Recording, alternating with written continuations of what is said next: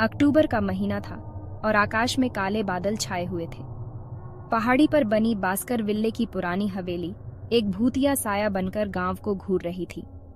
लोगों का कहना था कि इसकी दीवारों के भीतर एक खौफनाक रहस्य छुपा है, एक ऐसा रहस्य जो अंधेरा होने के बाद हवेली में भूतों को जगाता है। सूरज ढलने के बाद कोई भी हवेली के पास जाने की हिम्मत नहीं करता था। जिन लोगों ने ऐसा किया, उन्होंने रात में अजीब आवाजें सुनी, जंजीरों की झनकार, खून जमा देने वाली चीखें और दूर से आती हुई किसी घंटी की गूंज। हवेली कब से खाली थी, ये किसी को याद नहीं था। ये परछाइयों और फुसफुसाहटों की जगह थी, और सबसे बड़ी बात, यह बिना सिर वाले सवार का घर था, एक खौफनाक आत्मा जो मैदानों में घूमती रहती थी, किसी ऐसी चीज को ढूंढती हुई जो उसे बहुत पहले खो गई थी। बिना सिर वाले सवार की कहानी पीढ़ी दर पीढ़ी गांव में सुनाई जाती रही थी। कहा जाता था कि वह कभी एक शक्तिशाली योद्धा था जिसका अंत बहुत ही भयानक हुआ था। एक भयंकर युद्ध में उसका सिर कट गया था और अब उसकी बेचैन आत्मा धरती पर भटकती रहती है, अपने सिर को ढूंढती हुई। बच्चे डर और उत्साह से भरी आंखों से यह कहानी एक दूसरे को सुनाते थे। यह कहानी भयानक और दिलचस्प दोनों ही थी। एक खौफनाक याद दिलाती है कि कुछ चीजों को अनदेखा करना ही बेहतर होता है। पतझड़ की एक सर्द शाम, दोस्तों का एक समूह बास्कर विल्ले की हवेली के किनारे पर जाने का साहस करता है। उत्सुकता और डर के मिश्रण ने उन्हें हवेली की ओर खींचा। उनके युवा मन अज्ञात के आकर्षण का विरोध नहीं कर पाए। हमें ये करना ही होगा, हमें ये साबित करना होगा कि हम डरते नहीं हैं। तुम्हें यकीन है लुकास, ये जगह बड़ी डरावनी लग रही है। समूह का नेतृत्व लुकास कर रहा था, जो एक स्वाभाविक नेता था। उसके साथ उसके दो सबसे अच्छे दोस्त थे, एमिली और एथन। चांद की चांदनी में बच्चों ने एक दूसरे से वादा किया, वे बास्कर विल्ले की हवेली में कदम रखकर अपनी बहादुरी साबित करेंगे। उनके दिल जोरों से धड़क रहे थे। वे हवेली की ओर बढ़ाते गए। लोहे का पुराना गेट कराहते हुए खुलता है, मानो दशकों बाद पहली बार उसे किसी ने छुआ हो। बच्चे उगे हुए रास्ते पर कदम रखते हैं। सड़ांध की मीठी गंध हवा में भारी पड़ रही थी।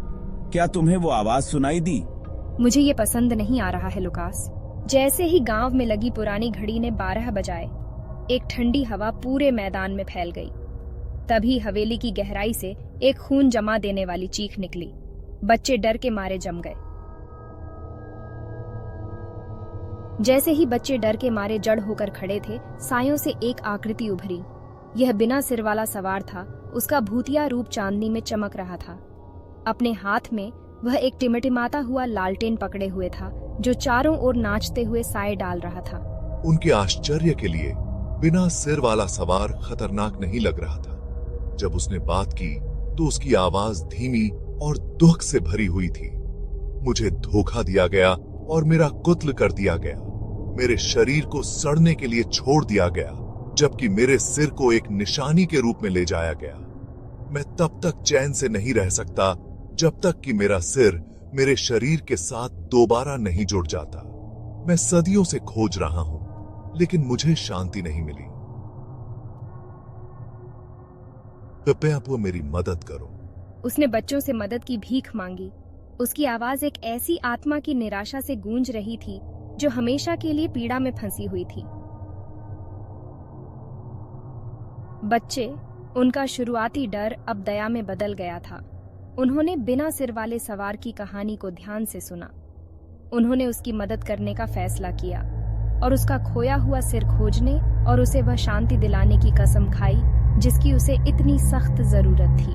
हम आपकी मदद करेंगे। हम आपका सिर ढूंढने और आपको शांति दिलाने का वादा करते हैं। बिना सिर वाला सवार उनकी दया से प्रभावित हुआ। उसने उन्हें एक पहेली और एक चांदी का लॉकेट दिया। उसने बताया कि लॉकेट उसके सिर को खोजने की कुंजी था और पहेली एक बार सुलझ जाने के बाद उन्हें उसके आराम करने की जगह तक ले जाएगी। चलो इस पहेली को सुलझाते हैं और उसका सिर ढूंढते हैं। हाँ, हम ये साथ मिलकर कर सकते हैं। नए दृढ़ संकल्प के साथ बच्चे अपनी खोज पर निकल पड़े। वे पहेली में छिपे सुरागों का पालन करते हैं। उनकी यात्रा उन्हें गांव के भूले हुए कोनों और आसपास के जंगल की गहराई में ले जाती है। कई दिनों की खोज के बाद बच्चों ने लॉकेट और पहेली के द्वारा निर्देशित होकर पुराने चर्च के नीचे एक छिपे हुए कमरे की खोज की। अंदर मखमल के बिस्तर पर बिना सिर वाले सवार की खोपड़ी पड़ी हुई थी। श्रद्धा और सावधानी के साथ वे खोपड़ी को वापस हवेली ले गए। जैसे ही उन्होंने उसे सवार के कंधों पर रखा, एक तेज रोशनी ने कमरे को भर दिया और भूतिया आकृति ठोस हो गई। उसका शरीर एक बार फिर पूरा हो गया। अपनी आंखों में आंसू लिए अब पूरे हुए योद्धा ने बच्चों को उनकी बहादुरी और दया के लिए धन्यवाद दिया। धन्यवाद बहादुर बच्चों, तुम्हारी निस्वार्थता ने मुझे मेरे सांसारिक बंधनों से मुक्त कर दिया है। मैं आखिरकार शांति से आराम कर सकता हूँ। बच्चों ने देखा कि कैसे भूत आखिरकार फिर से पूरा हो गया। वह अब एक भयानक व्यक्ति नहीं था, बल्कि एक ऐसा व्यक्ति था जो आखिरकार शांति से रह सकता था। जैसे ही भोर की पहली किरणों ने आकाश को रोशन किया, बिना सिर वाले सवार का भूत गायब हो गया। बास्कर विल्ले की हवेली और नीचे गांव में शांति का एहसास छोड़ गया। बच्चे गांव लौट आए, बिना सिर वाले सवार के साथ अपनी मुलाकात से हमेशा के लिए बदल गए। उन्होंने अपने डर का सामना किया था और एक खोई हुई आत्मा के लिए करुणा दिखाई थी, ये साबित करते हुए कि सबसे बहादुर दिल भी सहानुभूति से भरे जा सकते हैं। बिना सिर वाले सवार की कहानी जीवित रही, लेकिन अब यह एक अनुस्मारक के रूप में कार्य करती है कि अंधेरे में भी हमेशा आशा होती है और कभी कभी सबसे बहादुर काम जो कोई कर सकता है वह है जरूरतमंद लोगों के प्रति दया दिखाना।